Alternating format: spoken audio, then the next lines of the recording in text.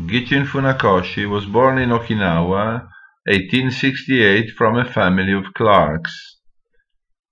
Although he wished to study medicine, he had to give up his plans because the students were obliged to cut their hair, so giving up the traditional hairstyle that witnessed the rank of their family and the bond with the ancestors.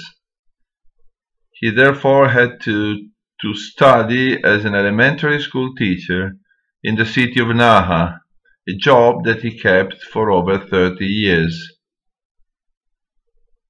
From 12 years, he began studying karate under the guidance of Anko Asato, a traditional teacher who gave him lessons during the night in the open.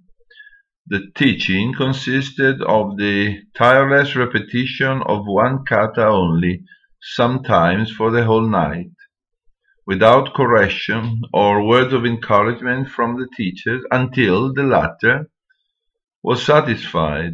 This report, which we owe to the pen of Funakoshi himself, gives us a clear idea of how karate was handed over from a teacher to a single student before the 20th century. It was Asato who invented the expression, "You should consider the hands and the foot of an opponent as swords, and therefore never let you touch." It was him who advised Funakoshi to follow Itosu's lessons. Itosu was a Matsumura student, like Asato himself. Unlike Asato, Itosu thought that with a specific training you could transform your body in a sort of armor, and therefore you could ignore the opponent's blow and let yourself be touched. In 1921, the imperial prince Hirohito, in his journey towards Europe, stopped at Okinawa. For the occasion, Funakoshi was charged to lead a karate demonstration of his students. A year later, in Kyoto, the National Exposition of Physical Education took place, and once again Funakoshi was delegated to represent Okinawa's karate. Jigoro Kano watched the exhibition. The founder of judo, he was very impressed by the demonstration, and he invited Funakoshi to present his own martial art at Tokyo's Kodokan. Funakoshi accepted the invitation, and after the favorable outcome, he decided to stop in Tokyo to spread karate. Karate from secrecy to school teaching. Between 1784 and 1903, the word karate replaced te as a commonly used term to design the main form of fighting barehanded in Okinawa. There was, of course, someone who preferred to use the old-fashioned words te and tode, and kept doing it until today. Some writers have even affirmed that the word karate was not known until 1902 or 1903. However, interviewing some immigrants from Okinawa at the Hawaiis, one practitioner was found who had studied karate as a young man in Okinawa as early as 1894, and he knew that the art at that time was already called karate. Therefore, although it's not possible to state with certainty the time when the term became common in Okinawa, the available documents indicate that this happened in the second half of the 18th century. In 1904, karate was officially introduced in the public schools of Okinawa as part of the standard curriculum in physical education. Karate so became a standard word in 1910 and stayed so until the new ideograms replaced the previous ones, approximately 1936. It's almost impossible to say when the secrecy that surrounded karate slowed down. Several sources state that the absolute secrecy of karate was kept until 1903.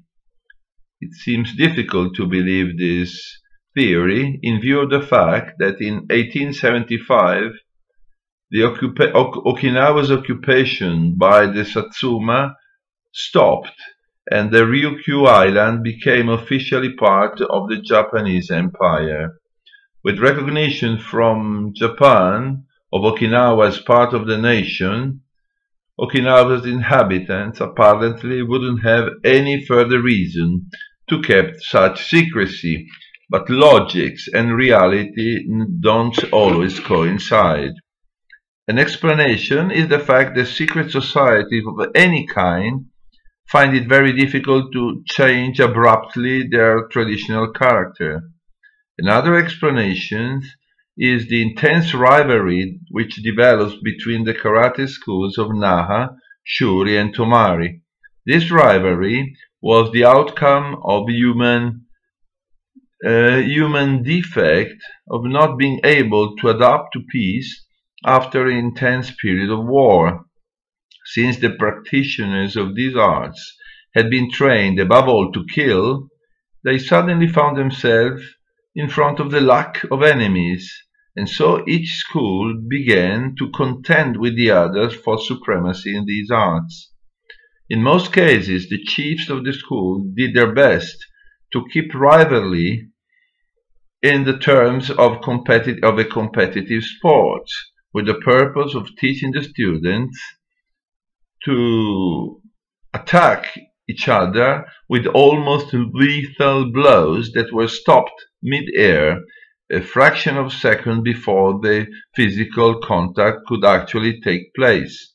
In other cases, some of Okinawa schools preferred to maintain their skill at a higher level, abstaining from competitions of every sort and only practicing the sequences of katas as unique means to master their own styles. Some of the present masters in Okinawa refuse to be involved in the sports aspect of karate, and therefore they forbid dan gradations, tournaments, and even demonstrative meetings of kumite around their students. In the clubs, in which competition have become a regular part of the training, there have been, of course, many accidents before a set of rules were worked out, and many hot-blooded subjects did never succeed to accept the new fashion of non-violence. We saw the development of karate in Okinawa has been limited in terms of popularity until 1903. Oral tradition is responsible for many of the myths and theory about the development of karate. Since there are practically no written references about this art, the scarce information that we have regarding it are also based on oral tradition. However, analyzing the development of ideograms that correspond to different arts associated with karate or with its prototypes, we can see some very interesting data. Tode is considered to be inborn in Okinawa because Chuanfa uses mainly kaishu, that is, open hand techniques, whereas Tode implies the use of technique with the hand clenched in a fist, called taiso. Taiso literally means founder or ancestors, and the same characters sometimes are used to represent the founder of Tang Dynasty in China. Why ideograms so strictly associated with China would be used to represent the clenched fist style, which is considered to be typical of Okinawa, is a mystery. A possible explanation can be found in the long period of submission of Okinawa to China until the Satsuma invasion in 1609, there was a constant and influent flux of Chinese advisors helping the different kings in Okinawa. And Okinawa kept paying taxes to China even after the formal annexion from Japan. So it's not to be wondered that many customs, so-called customs typical of Okinawa, have a Chinese flavor to them. And from a linguistic point of view, it's possible that the pronounced tode of ideograms existed before Chuan Fat played such an important role in the birth of modern karate, and that when the Chinese writing system was introduced in Okinawa, the Chinese ideograms that sounded like tode began to be written like that.